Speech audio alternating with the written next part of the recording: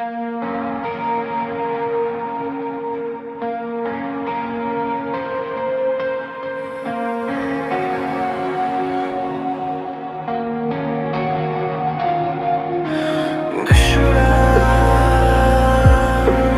düşürem, içime çökür her şey. Sen yoksan ama hele de buradasan.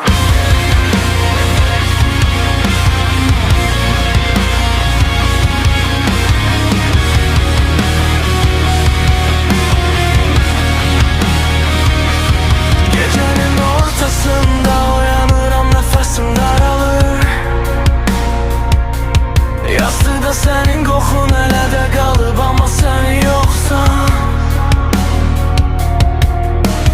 Divalar üstüme gelir, hava ağırlaşır. Senin adını pıçıldayırım ama cevabı yoktur. Bir sözün yeter idi ama sen sustun. Bir bakışın kurtarardı ama döndün arkanı. İndi her nefeste seni içirem, boğuluram.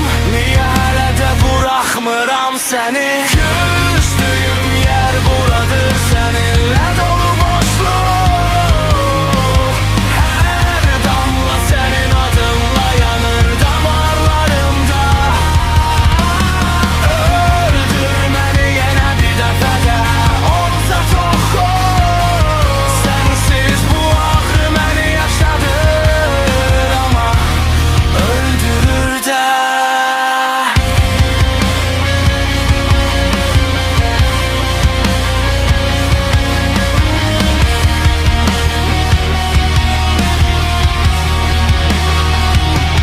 Pencerede yağış vurur, ritim kimi yavaş.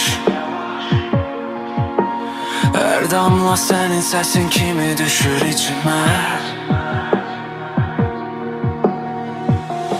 Unut deyirsən xəyallarda ama necə.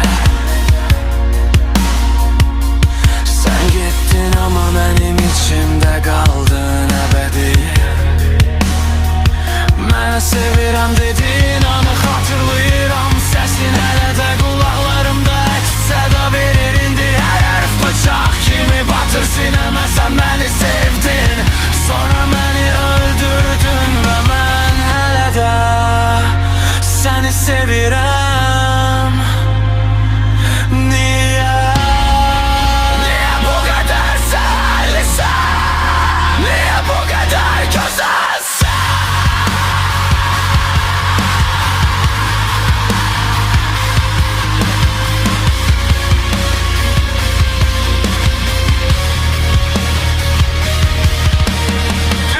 Düştüğüm yer buradır, senin gölgen içinde. Her nefes seninle zehirlenir ama dayanmır. Bir defa de olsa gayet beni bitir, yoksa bu ağrı ile yaşayacağım sensiz. Sensiz, sensiz, sensiz.